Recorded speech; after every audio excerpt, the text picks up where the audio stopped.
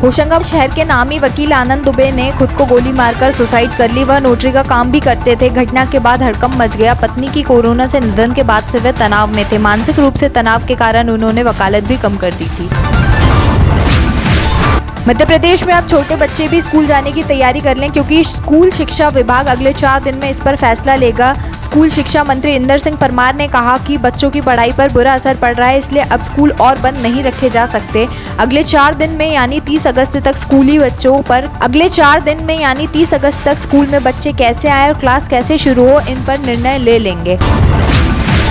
भोपाल में सीपीए के engineer PWD नगर निगम BDA में वापस लौटेंगे। इनकी लिस्ट तैयार हो चुकी है। करीब 100 इंजीनियर हैं। इनमें एसडीओ स्तर के अफसर भी शामिल हैं। इनके साथ 1400 कर्मचारी और दैनिक वेतनभोगी की लिस्ट भी तैयार हो चुकी है, जिसे प्रशासन जल्द सरकार को सौंप देगी। इधर सीपीए को समाप्त करने की घोषणा के बाद कई अफसर मनपसंद की जगह पर तबादले की जुगाड़ में लगे हैं। वे चाहते हैं कि सरकार उनका ट्रांसफर करे, उससे पहले ही वो यहाँ से चले जाएं।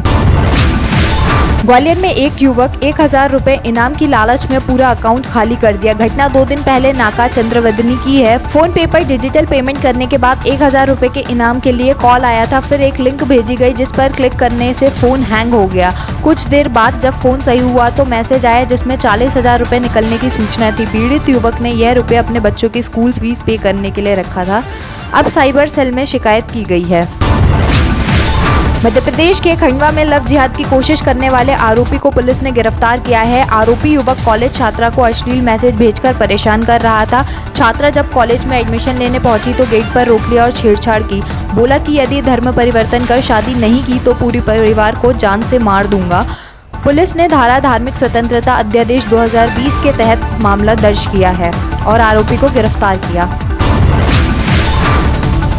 नेशनल सिक्योरिटी गार्ड ने शुक्रवार सुबह भोपाल के हमीदिया हॉस्पिटल और भारत भवन में मॉक ड्रिल की। हॉस्पिटल की 11 मंजिल बिल्डिंग में जवानों ने हेलीकॉप्टर के सहारे एंट्री ली। हेलीकॉप्टर ने जवानों को रस्सी के सहारे छत पर उतारा।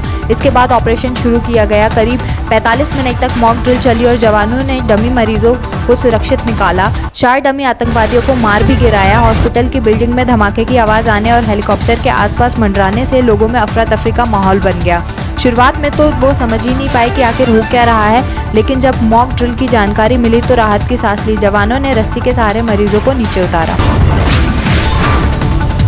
इंदौर में चूड़ी वाले के साथ मारपीट जैसा मामला देवास से भी सामने आया है। यहाँ के हाट पिपलिया में फेरी लगाकर टोस्ट और जीरा बेचने वाले बुजुर्ग को रोककर बाइक सवार 2 युवकों ने आधार कार्ड मांगा। जब वह आधार कार्ड नहीं दिखा पाया तो उसके साथ मारपीट शुरू कर दी। इतने में गांव के ही कुछ लोग आए और फेरी वालों को बदमाशों के चंगुल से बचाया। पीड़ित बोला, यदि लोग नहीं आते तो वो मुझे मार ही डालते। हाट पिपलिया पुलिस ने 2 अज्ञात के खिलाफ केस दर्ज किया है।